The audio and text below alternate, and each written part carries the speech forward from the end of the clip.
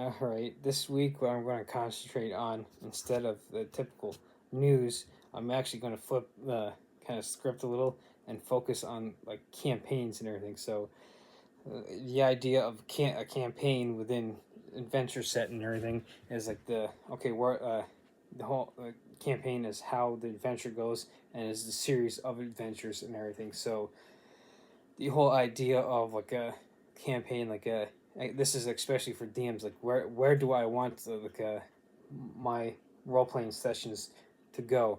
Do I the good old question? Do I use pre made stuff, or do I actually make up my own stuff and everything? So that's the ultimate question: pre made stuff versus homemade stuff, or homebrewed stuff. That's going to always be like the big question that or not all, pretty much all DMs are going to face. Do I use pre-made stuff, or do I use homemade stuff? So like, for instance, I'll start with the idea of like Dungeons and Dragons. So like, for instance, a pre-made adventure like Descent into Avernus here. This one is designed for characters levels 1 to 13, and it takes you into like nine gates of hell and everything. So with the concept of this, like, do I use something like this to be like a kind of just like a run an adventure and everything? Now, the advantage of stuff like this is that like the work for you as a DM is already done for you. So you have that groundwork. Like, okay, here's an adventure, have fun and everything. So if now, I'm going to say for beginning DMs and everything, these pre-made adventures are going to be great because it can help get you that experience to the point where you start doing your own campaigns, like the whole concept of homebrewed, like homemade adventures. And here comes my cats, ready to get into the excitement and everything. He's like, I want to be a part of the adventure. Yes, yeah, go have fun. Anyway, the ideas of like this pre-made adventures is that puts you as the DM into a much advantageous position, so you don't have to do all the legwork. So you have this adventure, like, oh hey, so all I have to do is open this book and flip through, and kind of like, okay, so these are the monsters, these are the settings, this is the whole flow of the adventure. So that way I can sit here and then I kind of take a breath of relief, like, a lot of work is done for me. So that way I can just in a sense concentrate on telling the story.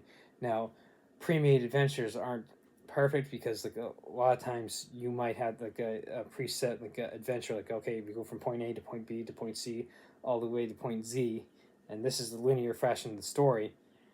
And of course, things may happen, and you might have to take a side step. Instead of following the straight path, you might have to follow the path, like we go this way and then kind of this way, and then kind of a more of a winding path until we get to that point and everything. So but of course you have that whole outline already for you. So that's like a D&D adventure. Now for Pathfinder, what you do is you got Age of Ashes adventure book. So this is a 6-book series, whereas you have your first book, which then brings you into your second book, and then you got your third book, and so this is fourth, fifth, and sixth book. So what these books are in a sense, you can see a whole 6-book series based on a one campaign long game and everything. So these books take you from levels 1 to 20. So again, with the pre-made adventures and everything, what you have with those is okay, now I have a whole campaign set up for me, so I can take characters all the way from levels 1 to 20. So I don't have to sit here and during the week trying to stress out writing everything down, I gotta do this, I gotta do that. You got yourself a whole campaign already pre-written for you. So that way, again, with the stuff these books, and there's 6 of them, you have a whole campaign that gets you from levels 1 to 20, or you got in a sense a single adventure that this one, for instance, this one takes you from levels 1 to 13.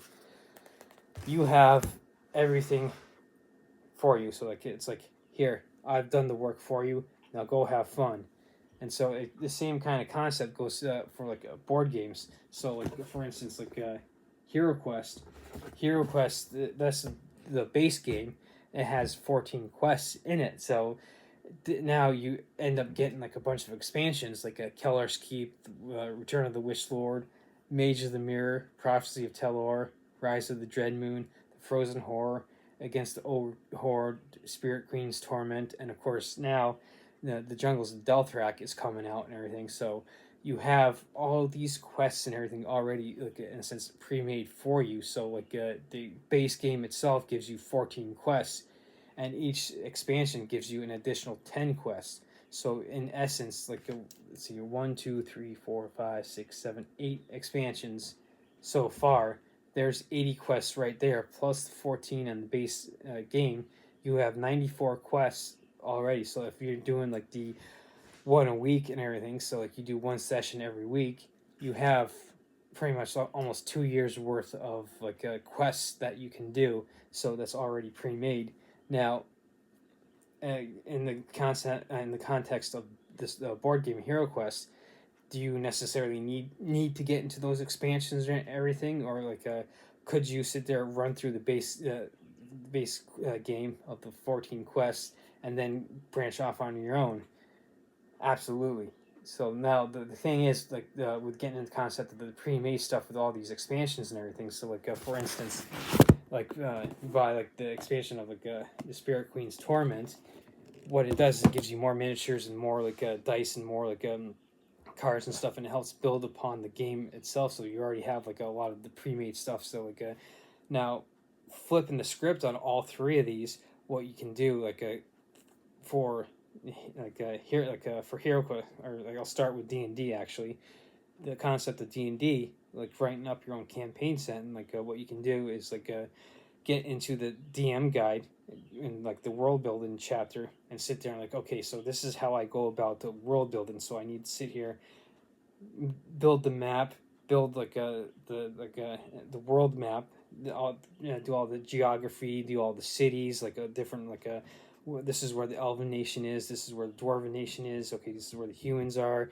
Halflings tend to go this way, and then like I sit here and I put myself in the driver's seat and like, okay, this is my work of art. I want like I kind of want to create my own world. I don't want to use a preset like a campaign set like the Forgotten Realms, or I don't want to use a pre-made adventure set. And so in the concept of D&D, like doing the world building, you do all like I just said, plus you now start to like write up like your NPCs. You then you sit there and you create your whole campaign. Like, okay, I got a storyline. Like I want to like have my characters go like up against the big bad evil guy is going to be like a hobgoblin warlord, war chief, and he's on the rampage, and he's in the midst of like think of like the Mongolian hordes.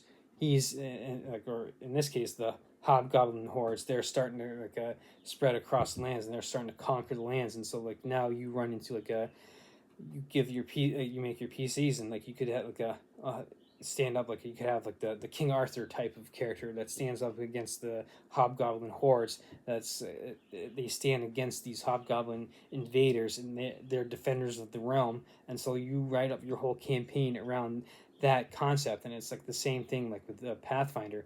Instead of getting into like the Age of Ashes campaign set that I showcased, you can sit there and do the basically paste and copy from D&D into Pathfinder and be like, okay, I world build my own. I make up my like a whole geography of the world. I do all like the NPCs, the nations, like how they're like governed, and like all, NPCs like the whole trade, the religion, and like the whole 9 yards. And like and the same kind of concept. Like maybe instead of like going up against the hobgoblin hordes, I'm going up against like an evil human noble who's trying to, in a sense, take over the human realm. And so like now like we focus in on like a single city, and we run a campaign, and we were trying to stop the evil noble from taking over the city government, so he can, in a sense, bring back like maybe this evil sorcerer that was his mentor and everything. So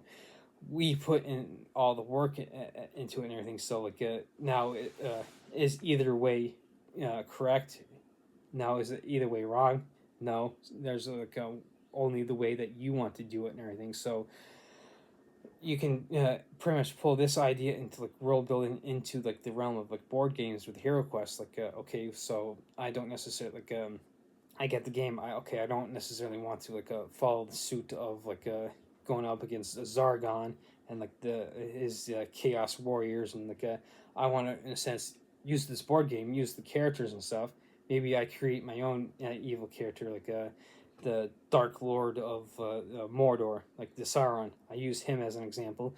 I then use the board game, like, okay, I'm going up against the Dark Lord, and I have these four characters that they're like dungeon delving in this board game into like realms that like strongholds of Sauron, and like I'm battling against his orcs, his goblins, his undead, and like his chaos warriors or his dread warriors, and then of course I can then use the base idea of the board game of HeroQuest to kind of delve off into a homebrewed, like a homemade board game that I use. I'm using HeroQuest as the foundation and everything. So there's two different roads you can do. It's like the pre-made or the homemade. So now again, is there a correct way to do this? No, it depends on you as an individual. So now the thing I like about pre-made stuff is that it's great for like a beginner dungeon masters, game masters, or like pretty much the storytellers, like the person that's like in a sense, like in my position behind the camera telling the story.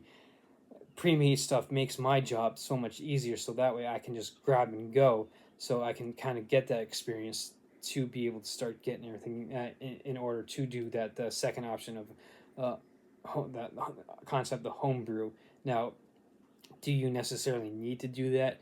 No, you can do the jump right into the world building, the homebrew, and like do the whole like the good old big shebang of doing everything yourself and everything first and foremost. So this is just to kind of get the concept of like getting like okay, what kind of person am I? What kind of DM am I? Like, am I experienced? Am I not? Like, it kind of like it gives ideas for people like on where to begin with the whole idea of like setting up the campaign and everything. So this way it gives you more like ammunition to kind of like all right, so I'm getting together a group of people. I want to run like my first D&D session, my first Pathfinder session. Oh, okay, I just got into this board game of HeroQuest. I want to get the people involved.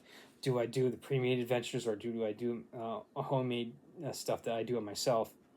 So this is a kind of like an idea of like the pre-made versus homemade adventures and everything to give people an idea of of both ways you can go and everything. And of course, one way isn't necessarily better than the other.